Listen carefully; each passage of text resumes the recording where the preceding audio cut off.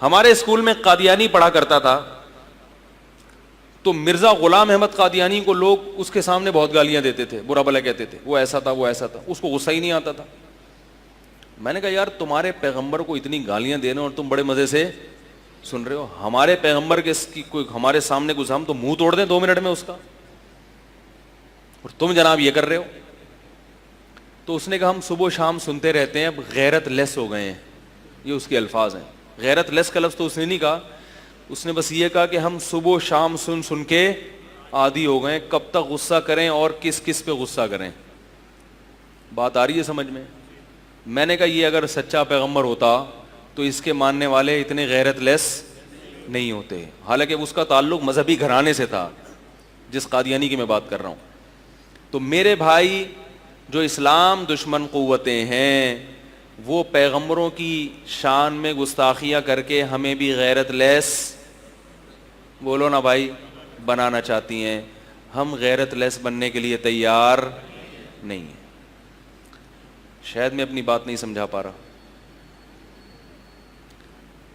اب دیکھو مسئلہ کیا ہے.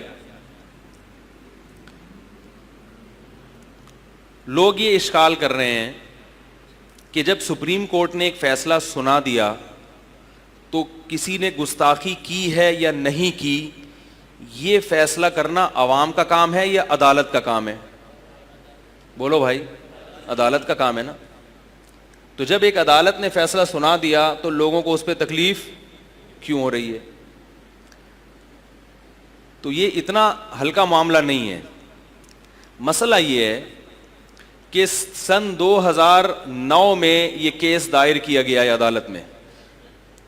2010 میں جو ٹرائل کورٹ تھی اس نے سزائے موت کا فیصلہ سنایا. ظاہر ہے گواہوں کی سماعت کے بعد اس جج کا کوئی ذاتی مفاد تو نہیں تھا نا سزائے موت کا فیصلہ سنانے میں. کیا خیال ہے بھائی؟ پورے قوائف اس نے مکمل کیے, مدعی کا بیان سنا, گواہ طلب کیے, اور خود مجرم نے اقرار بھی کیا. اس پورے پروسیس سے گزرنے کے بعد عدالت نے فیصلہ سنایا کہ آئین کی فلاں فلاں شق کے مطابق یہ عورت کس کی مستحق ہے؟ سزائے موت. یہ کسی مولوی صاحب کا فیصلہ نہیں تھا, یہ عدالت کا فیصلہ تھا.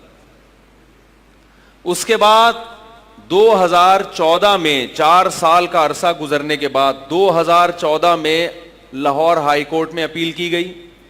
عدالت نے وکلاء کی بحث سنی, مدعی کا بیان سنا, مجرم کا اقرار سنا. اس پورے پروسیس سے گزرنے کے بعد کئی مہینے عدالت نے لگائے اور یہ فیصلہ کیا کہ جو ٹرائل کورٹ کا فیصلہ تھا وہ فیصلہ آئین کے بالکل, بولو بھائی, مطابق تھا, بالکل درست تھا. 2018 میں اس کیس کو دوبارہ اٹھایا گیا. بالکل آئینی حق ہے, سپریم کورٹ کو یہ اجازت ہے کہ وہ پچھلی عدالتوں کے کیس کو کالعدم بھی قرار دے سکتی ہے. سپریم کورٹ بنی اس لیے کہ اگر اس میں اپیل کی جائے تو اس پر یہ واجب نہیں ہے کہ پچھلے فیصلے کو برقرار رکھے. وہ کیس کی دوبارہ سماعت کرنے کے بعد پچھلے فیصلے کو چینج بھی کر سکتی ہے, یہ بالکل حق ہے.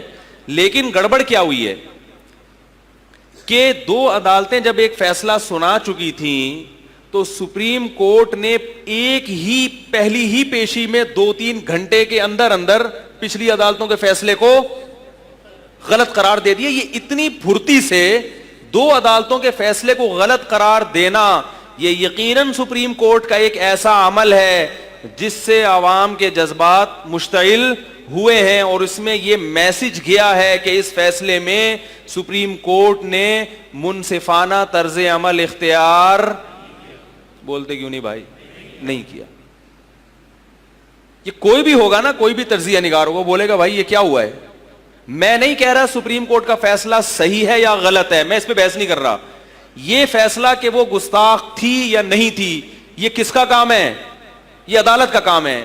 لیکن عدالت اس پروسیس کو تو مکمل کرے جو بھی ایک اخلاقی ذمہ داری عدالت کی بنتی ہے.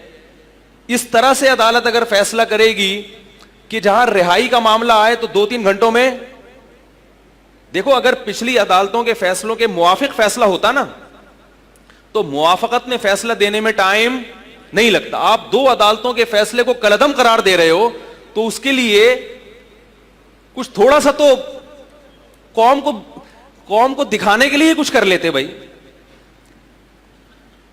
اس کا نتیجہ کیا نکلا؟ علماء کے ذہن میں بھی یہ بات آئی اور لوگوں کے ذہن میں بھی یہ بات آئی کہ عدالت کا یہ فیصلہ منصفانہ نہیں ہے, اور اس میں عدالت بیرونی دباؤ کا شکار ہوئی. حکومت بھی اور عدالت بھی بیرونی دباؤ کا شکار ہوئی ہے, کیونکہ یہ لوگ, ایسا لگتا ہے, میں کسی پہ الزام نہیں لگا رہا, لیکن اس فیصلے سے ایسا لگتا ہے کہ ان لوگوں کو معلوم نہیں ہے کہ مسلمان قوم ناموس رسالت کے معاملے میں کتنی سینسٹیو اور کتنی حساس ہے. ان کو اندازہ نہیں, اور اب گلے پڑ گیا. جزاک اللہ.